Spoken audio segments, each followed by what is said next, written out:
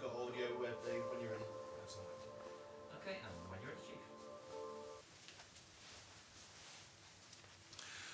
Well, good afternoon, everyone, and thank you for joining us today. We are now into day 7 of our circuit break lockdown. As well as the Director of Public Health, who is with us on Zoom, the Minister of Health and Social Care is here with me today. I will ask him to cover today's numbers. Also, I know that there have been some questions about the number of tests and the live cases.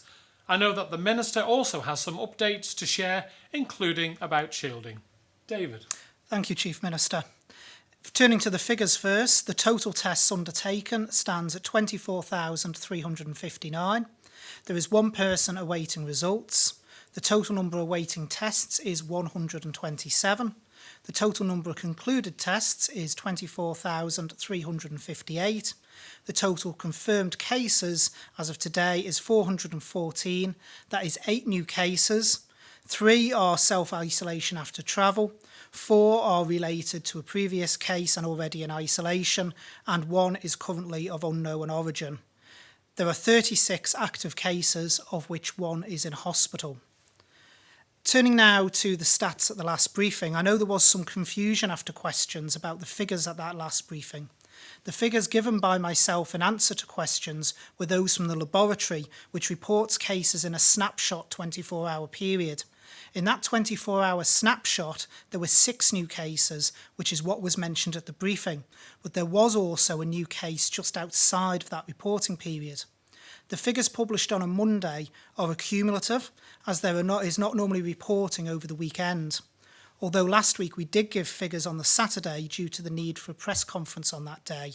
So the total number of cases I referred to in questions in the briefing was new cases over that 24-hour period, which was 6. Since the figures were last updated on the website, there had been a further case prior to that 24-hour period, which is why the update on the website showed 7 new cases, as that was the total number of cases since the last public update. So can I take the opportunity to apologise if that has caused any confusion to the public?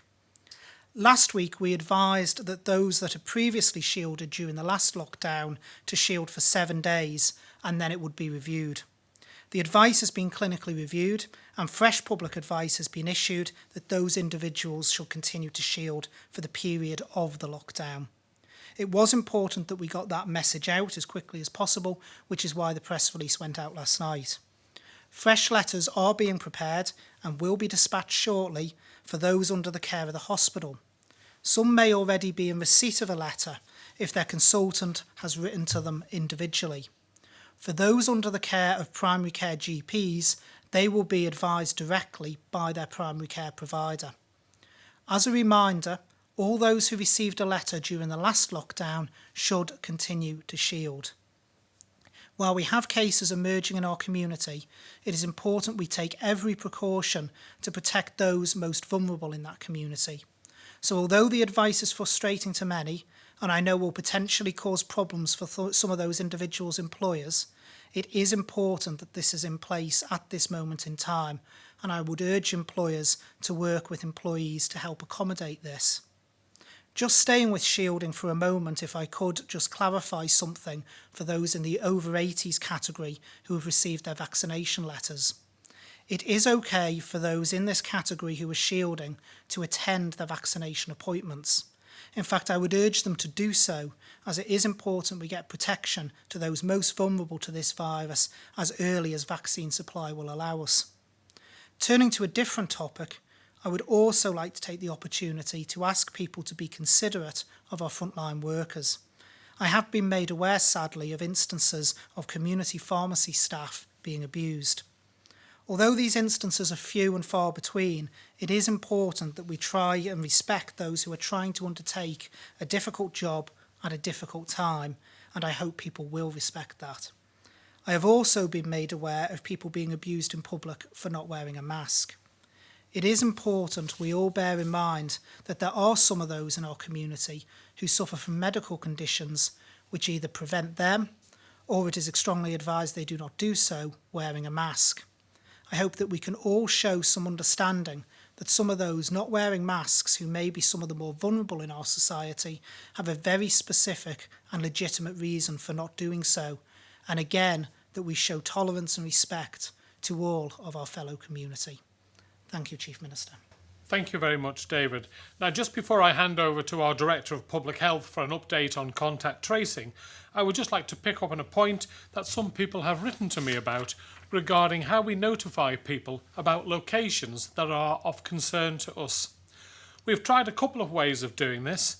At a previous briefing, Dr. Hewitt read out a long list of venues with times. People told us that there was too much detail to be read out like that. On Monday, we said that there were new locations and we published the list after the briefing. People then told us that we should have read it out at the briefing. We know we cannot please all of the people all of the time, but we do listen. We will always release information relating to venues of concern as soon as we can. This is, of course, the right thing to do. The quickest way to do that will usually be through social media and in a news release.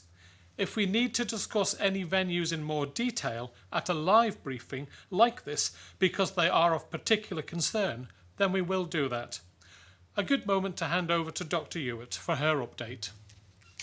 Thank you, Chief Minister. So I'll just update and enlarge on the new cases that Minister Ashford outlined just now. And that is the 8 new cases that were notified last night, 4 of whom are within the same household and are in fact linked to a social event that was part of an outbreak last week. The other 3 are travel related, and then there's 1 which currently has no clear line of transmission. So obviously the contact tracing around all of those is ongoing.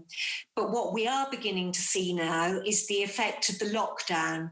So whereas the cases that were identified around the Christmas and New Year period, not surprisingly, had large numbers of high-risk contacts and also a lot of low-risk associated venues because people had been out and about, and because it was Christmas and New Year, they'd been out and about more than they normally would be. Now that we have the effect of the lockdown, when we are identifying new cases, even the on-island ones, they have far fewer high-risk contacts. So this is all good news, and hopefully it's showing that we are beginning to get on top of things. So obviously we'll report further when we have the results of that contact tracing. Thank you, Chief Minister. Thank you very much, Dr. Hewitt. I know that there are a lot of people working long hours on this, and I'm very grateful for everything you and they are doing. I've said on a number of occasions that I have every faith that we can rid ourselves of COVID in our community. We did it before and we can do it again. As I said on Monday, government of course has a role to play in this. We have a responsibility to ensure that our health and social care services have everything they need to be ready for what might be ahead, including in the rollout of vaccines. We have a responsibility to support our workers and our businesses to weather this stormy front. We have a responsibility to sometimes make tough and unwelcome decisions on restricting the lives of our people. I know it can be easy to look back sometimes and say, why didn't you? Or what if you had? But as we've covered in these briefings, and as I'm sure you have seen on the media in relation to other jurisdictions, knowledge about the virus, its impact, its behaviour, and therefore how best to deal with it are constantly evolving. I was struck by Dr. Hewitt's comments the other day at how much more transmissible the new variant can be. If no mitigations, like a lockdown, are in place, that is.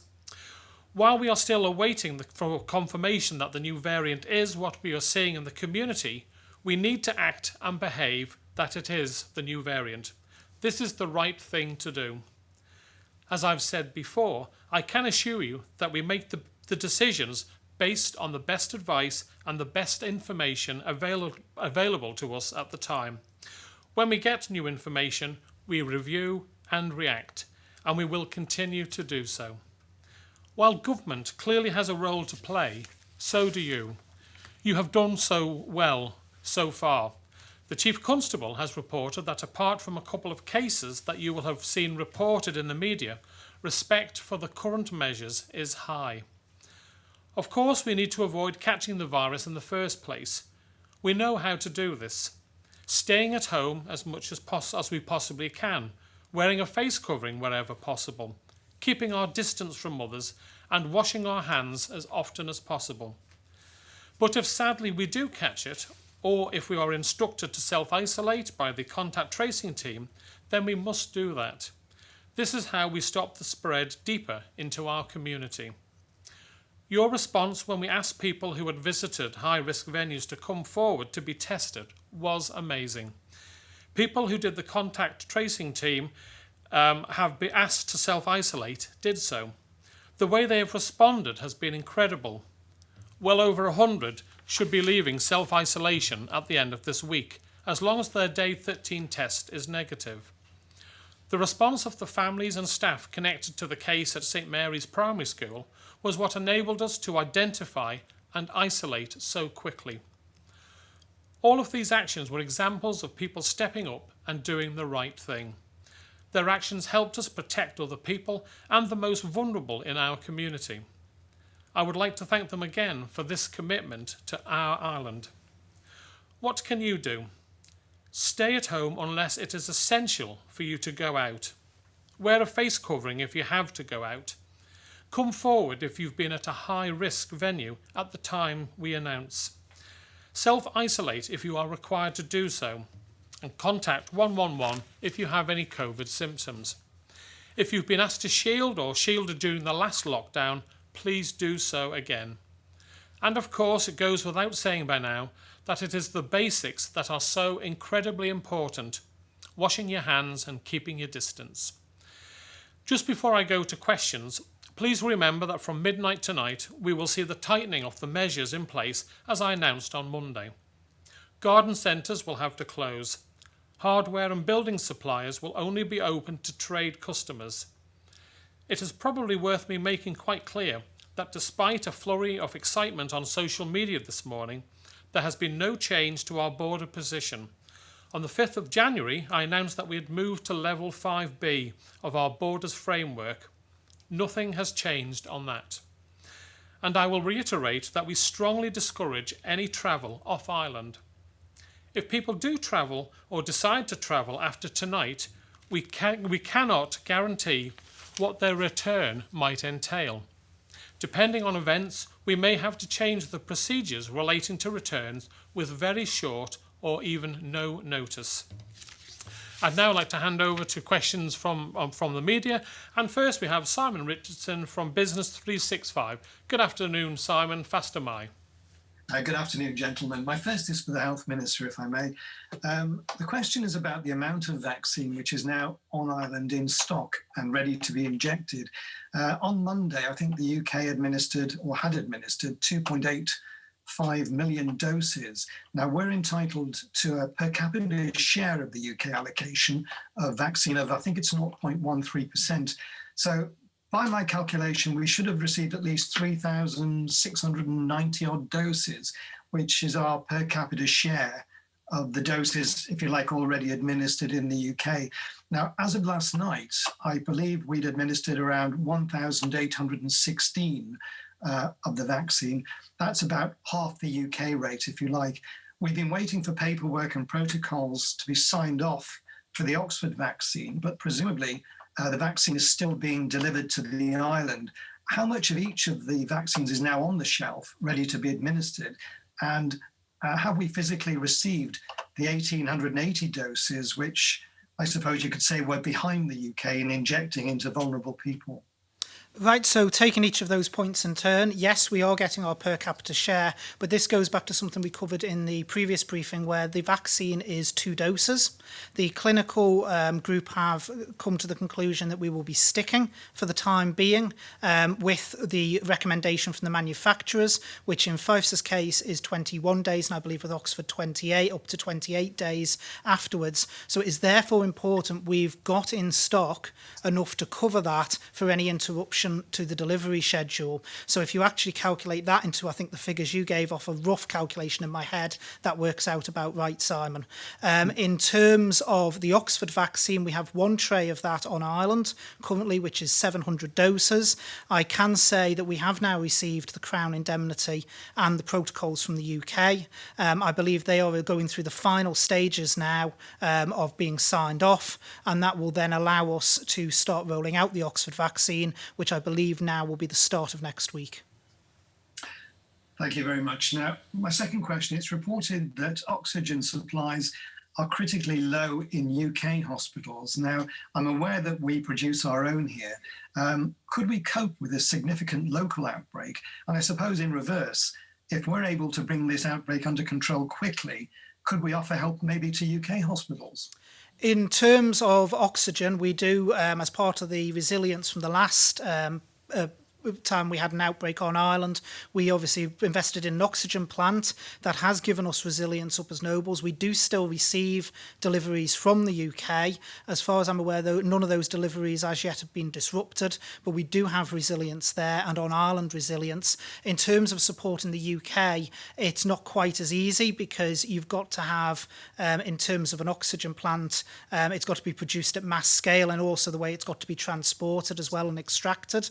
There's whole processes around that which wouldn't really fit in with what we are doing on Ireland. So while we've got the local resilience, we haven't really got that ability as a small jurisdiction to be able to produce on the scale or equally to the protocols required for transportation to the UK. Thank you very much. Thanks very much, Simon. Now we move on to Tim Glover from Manx Radio. Good afternoon, Tim. Faster Mai. Faster Mai, good afternoon, ministers. And just on the cases, first of all, announced, there was one unknown transmission today, and I think I'm right in saying there was an unknown transmission yesterday.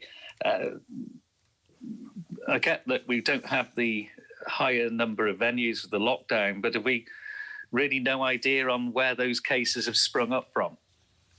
David, do you want to can I pass it to the Director of Public Health, if I may, Chief Minister? Thank you. Yes, we don't know where those have come from, so they have to be classified as sporadic community spread. That's not unexpected because as we get further away from the events that probably generated these clusters, we will get to the point where we can't track back because the middle cases, if you like, probably never became symptomatic. And even if we went out and tried to do wider testing, they'd have become negative now. So our focus now is on stopping forward lines of transmission rather than trying to trace the history. Thank you, Tim. Okay. Next question. Yeah. And the second question, of course, is so we've had a lot of listeners getting in touch saying they've elderly relatives and that's where the priority is at the moment, but they're in isolation or they're shielding. They don't want to risk seeing them and transporting them to the hospital. They don't drive. They don't want to get a bus. They don't want to get a taxi. There's a lot of concern about getting people to get vaccinated who are elderly and don't drive. David, would you like to take yes, that if I may, Chief Minister, under the current regulations around things like car sharing is obviously not permitted in general, but there is within the regulations about essential care. So the advice in relation to this is that if you are the usual carer, so say it's your elderly mother, or another vulnerable person who needs to be taken, say, to their vaccination appointment, you can do so, providing you and other members of your household are well, have no symptoms of COVID-19, such as a persistent cough, high temperature, that you are under 70 or not pregnant, and you do not have any long-term health conditions that make you vulnerable to coronavirus, COVID-19. You should stay at least 2 meters away from others wherever possible, and you should use masks in order to do so. So for those purposes of essential medical treatment, people can, if necessary, transport vulnerable relatives that they are carers for. Thank you. Thanks very much, Tim. Now we move on to Paul Moulton from Isle of Man Television. Good afternoon, Paul. Faster Mai. Good afternoon. You said, I think, there you're happy with the data you're getting, but the numbers are still going up. You've given yourself a week now into this to announce you needed 2 weeks clear before you could end the lockdown. That's obviously not going to happen, is it? So can we have some more details of how long do you think you will need to keep this lockdown in place? And on the other part of that, can we see some numbers of age ranges? Because I know there's this family with a 3-year-old and an infant that appear to have now got it. Is that quite important that we all know what's going on, who it's affecting? Right. Well, regarding the latter point, I don't know, David or Henrietta. Again, I'll want to pass to the Director age. of Public Health in relation to age ranges. Yes, we will expect to publish those as part of our dashboard eventually. We did in the past provide that gender and age breakdown, and we will expect to continue to do so. And if I come back to your first point, Paul, about how long before we come out of breakdown, I've said quite a while now that 14 days of no cases in the community unexplained. If we have travel-related cases, they're already in quarantine. We don't have concerns. If it's people we've already asked to isolate, that's not so serious, but the case like you've just picked on, the one case where we're not at this moment aware of how it's been transmitted, then we need to go 14 days. So obviously we've finished the first week. It's looking unlikely that we'll be out in exactly 14 days' time, but we'll maybe have a little bit more information for you at the next briefing on Friday on that.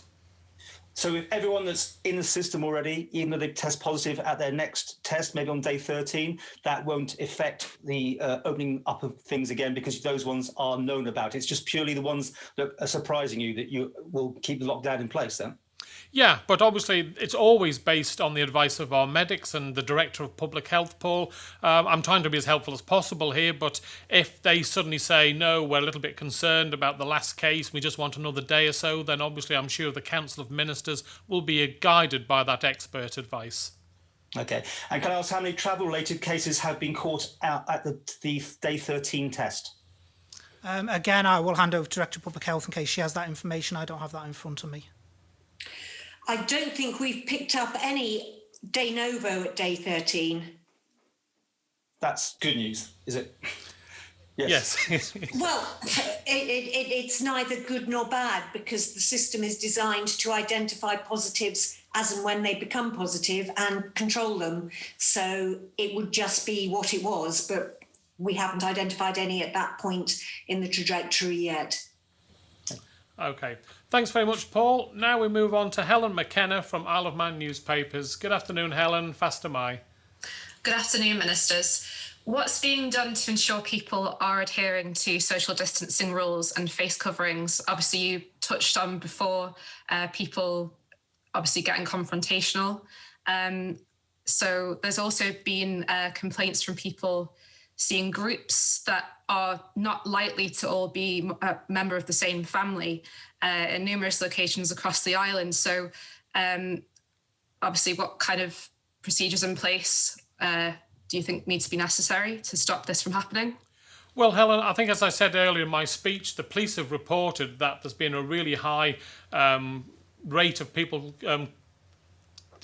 doing the, following the rules of the 2 metres. Now, if people see circumstances where there are a group of people not, then I would advise them to contact the police to let them know that they feel there are people breaking the law. As I say, the police feedback to ourselves has been that the people have really done well on this. There might have been a couple of instances, but they've dealt with it.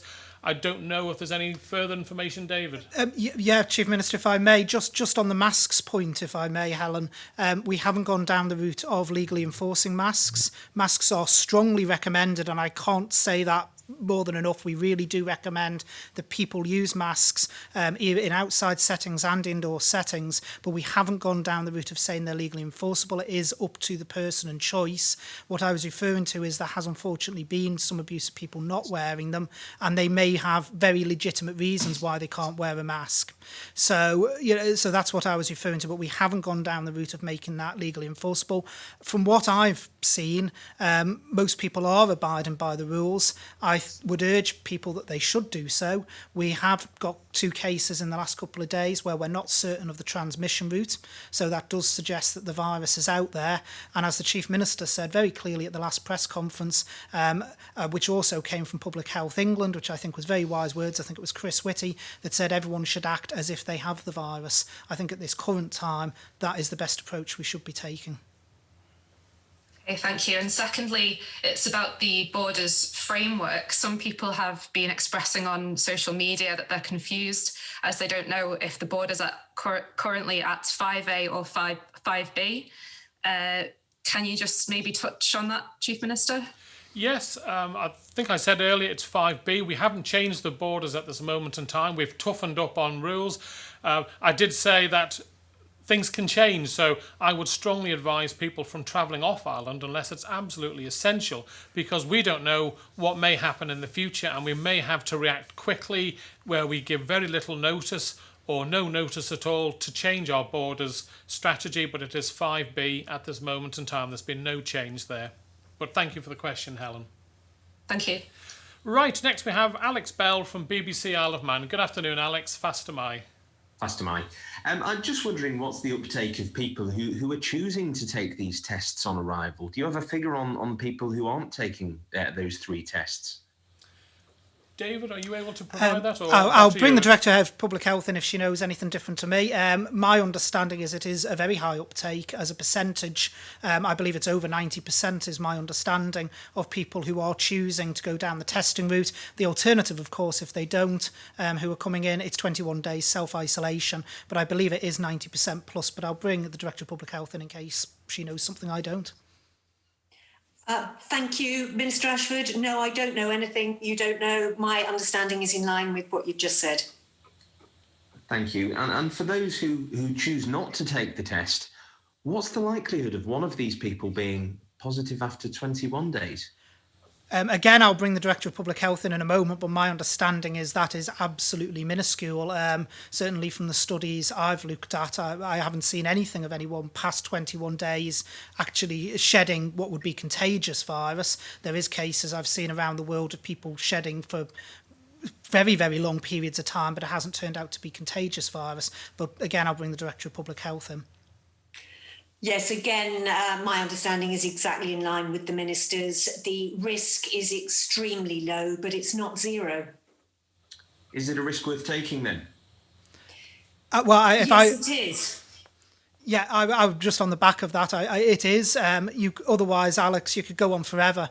You could say, well, if you don't take a test, you quarantine them 30 days, 35 days, 40 days, 50 days.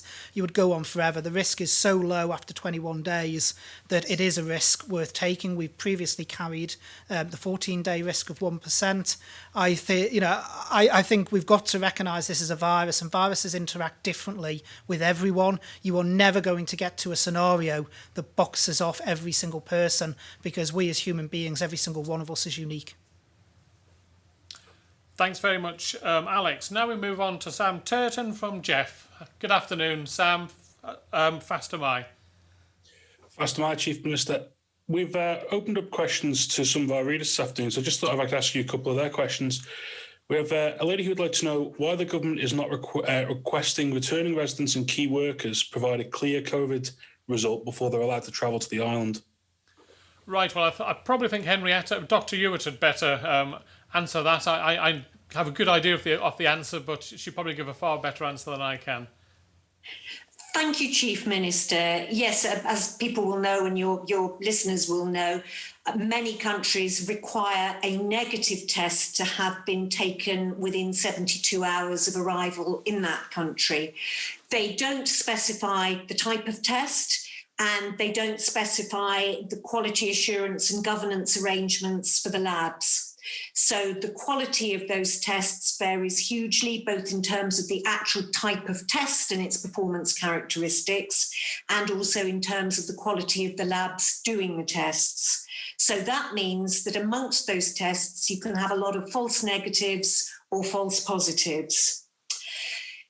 In addition, somebody having a negative test 72 hours before they arrive somewhere doesn't mean that they weren't infectious at the time, they weren't infected at the time of the test, but not yet shedding. So it wouldn't have been picked up on a test. And of course, they could have been infected over the subsequent period and be infected and about to become infectious when they arrive at their destination. So for that reason, we could not accept a negative pre-travel test as any mitigation against the self-isolation and testing requirements that we have in place here. So then we have to say, well, how useful would it be? And I suppose the answer is that we could, or those tests could, identify some people who are positive, although it would miss others who are positive for the reasons I've just said, and those people could be stopped from travelling. Now, that is something that could be done. In fact, I think our mitigations once people get here are very, very strong and would actually reduce the risk of anybody who was infected and infectious when they got here from actually getting out and spreading it. But if we think about the fact that most of the people we're talking about here in terms of people who are returning travellers, they're Manx residents. So they're not people whose homes is somewhere else and they're just coming here, for a week or something. They're actually residents who live here and not in the place where they've been. Another factor is that a lot of travel from Manx residents off island is to the UK for very short periods, maybe a day, maybe a couple of days. So for them, trying to access a lab, get a test organised and all the rest of it is going to be quite a logistical challenge in the small time they've got off island. And on top of that, should they test positive and they had no plans to stay in the UK, they are then faced with another massive challenge and a cost of how do they find some accommodation that'll accept them to self-isolate as a confirmed positive. So there are all sorts of issues in there. And again, one always has to think of the proportionality. What benefit would we be getting on island from that? And what disbenefit would be borne? As Chief Minister has stressed, people really should not be leaving the island at the moment. But if they do and they come back, we are confident in the strength of the self-isolation and testing arrangements we have in place. And the addition to that of requiring a pre-travel test as well probably doesn't add enough to make it proportionally worth the burden. Thank you very much for that answer, Henrietta. I think it also points out to the fact that if you're taking a test that's maybe only going to give you a 50-60% accuracy as to whether you've got it or not, it may give you a false sense of security when you come back to the island that you think, well, I've been told I haven't got it. You might not adhere to the rules as maybe someone who doesn't know whether they've got it or not, and it could cause us more problems. So we know that our tests are the gold standard.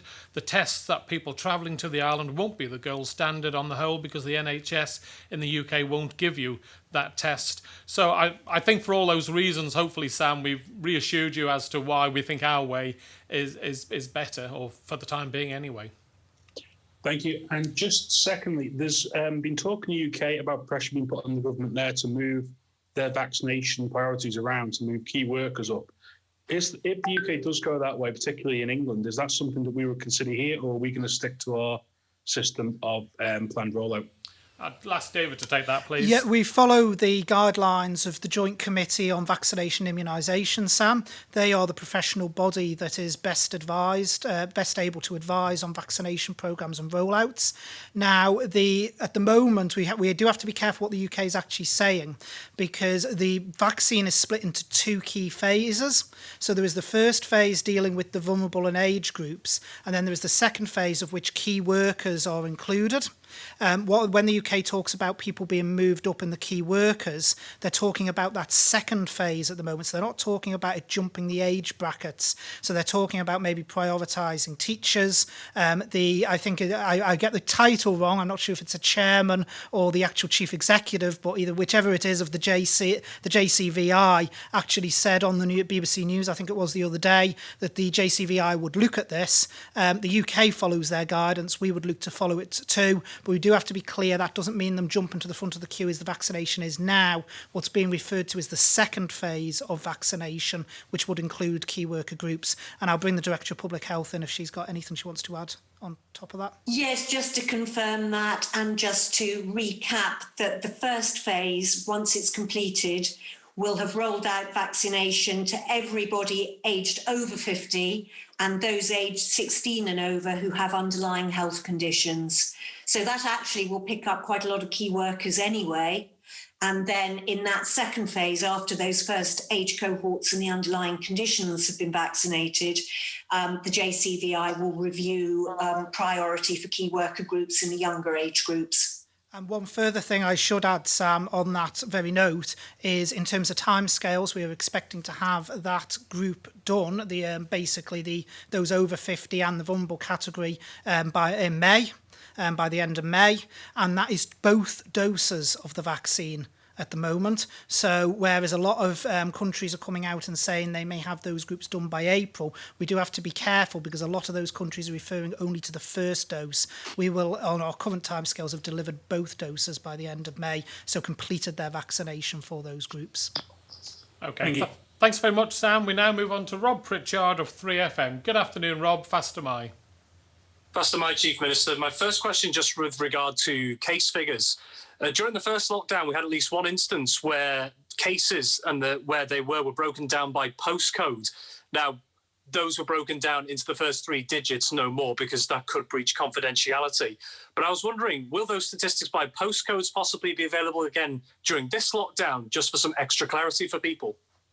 Well, it's certainly something we can ask the team to provide if they feel that they can, and it's not going to disclose anyone's individual details, then I'm sure we can do all we can. David, if you want to add anything to that? I'll pass it to the Director of Public Health, if I may, because Public Health will ultimately be deciding around the figures. Yes, there's no reason why we shouldn't be able to reproduce the same sort of dashboard of data items as we did last time, subject, of course, to capacity to actually do that, whereas at the moment capacity has very much been diverted to managing the large number of contact and other issues that have been arising. Okay, Thank you. My second question, I don't know if this has been covered before, but just for a bit of clarity, just like in the first lockdown, of course, things can change very quickly. Has any extra resources or advice been made available around COVID-19 for those who may be visually or audibly impaired? Right, David or Henrietta on that one? If I could come in first, funnily enough, I was having a conversation, I think, with Manx Blind Welfare the other day. We've forwarded on to them, for instance, the vaccination leaflet that has gone out to the over 80s so they can transcribe them. Obviously, we've been doing these press conferences as well over audio to try and help people. I think with most modern computer software, you can actually, for those who aren't fully visually impaired, you can actually change the size of websites, so it makes it easier for them to read, and all the information is on the website. But we are trying to work as much as we can to try and assist people whatever position they may be in, and that's why we use different channels and media for communication as well, such as these press conferences. Thank you very much. Thanks very much, Rob. And now, last but not least, Josh Stokes from ITV Granada. Good afternoon, Josh. Fast am I. Good afternoon, Chief Minister. You've addressed the communication confusion during the last conference, and you ended that conference on the importance of clear information. Are you satisfied with how the government is communicating with the public compared to the previous lockdown? And do you feel compliance of the rules are just as high as last year? Well, the feedback on the latter point first, the police have intimated to my team that compliance is high. We always get complaints from people that certain people haven't gathered. I know there was pictures last year of people on the promenade in Peel, and when you looked at it, it was just the angle that the photograph had been taken, and when you looked at it from another way, people had spaced themselves out. So obviously it's a matter for the police to investigate any complaints. As a politician, we cannot get involved in that in any way, shape or form. So if anyone has a complaint about a group of people breaking the rules, please don't contact your local MHK or myself. It is a police matter for them to get involved with. Now, regarding information, we're learning all the time. Just recently, our teams have been at absolutely, I'm not saying breaking point, but that they have been flat out doing the contact tracing and making sure that we get people informed if they're at risk as quickly as possible. And as a result of that, sometimes other things slip slightly. We're only very shortly into this new outbreak, so I would just ask people to give us the benefit of the doubt. Obviously, we're working on information, getting out there all the time. We greatly appreciate our briefings with yourselves and the media, and long may it continue. I don't know, David, if you want to add anything. Yeah, in terms of communication, Josh, I'm a firm believer you could always improve on communication. I don't think you ever reach a point with communication where you can actually say, well, that's absolutely perfect, we leave it exactly as is. One of the issues with dealing with things in a pandemic phase is things are changing daily. As soon as you give a piece of information out one day, there's no guarantee that might not change the next. So it's a constant struggle to make sure the communication is up to date. Interestingly, because I believe in learning with communication. I've been looking at what some of the other governments around the world have been doing. And while I think everyone has room for improvement, including ourselves, I think in terms of if you look at the full communication package of the way the government is communicating, we are communicating with our citizens a lot more than many other governments who aren't even doing the regular conferences like this. We are actually, they're doing it by press release or by statistical release, whereas we are putting ourselves out front and centre to answer the questions where we can. Okay, thank you. My second question to Dr. Hewitt, please. Dr. Hewitt, how concerned are you about the current spread, given it's increasing day by day? And given the current numbers, how long do you think it'll be until we see the benefit of this lockdown? Will it be days or weeks? I think we're beginning to see it already, as I said before, and that's reflected in the reduction in the number of close contacts that cases have. Largely, we're seeing groups that are connected to clusters, as I said, and travel, which we expect anyway. And so, although we are getting ones and twos of sporadic cases, we can close those down now with the self-isolation and the testing. And because we have lockdown, they are obviously, now that they've been identified, they're not going to be out and about, but they weren't even out and about in the couple of days before we identified the cases as positive. So I think we are beginning to get to the turning the corner point on that. And obviously that'll be borne out or not over the next couple of days. Okay, just to end, in terms of whether lockdown could be extended, what are your initial thoughts on whether this should happen at this point? I think we always need to be guided by our most recent positive cases. So if we continue to see sporadic ones popping up, I think ideally we want at a time of, a gap, a good 14-day gap since the last case before we can, say that we are reasonably confident of relaxing further. Okay, thank you. Thanks very much, Josh, and thank you all very much for your questions. All things being equal, we will be holding our next briefing on Friday, but if there is a reason to hold one sooner, then of course we will. As always, if you do need information, please visit gov.im/COVID-19 or call the community support line on 686 262 or email covid19communitysupport@gov.im. If you have any COVID symptoms, then call 111. I will leave things there for today. We can get through this if we work together, support each other and make the right decisions, and if we remember the basics. Stay at home. Before you go out, ask yourself, is it essential? If you go out, wear a face covering if you can. If you have any symptoms, then stay at home and call 111 as soon as possible. Make the right decisions to keep you, your family and your island safe and to protect our vaccination programme. Thank you very much.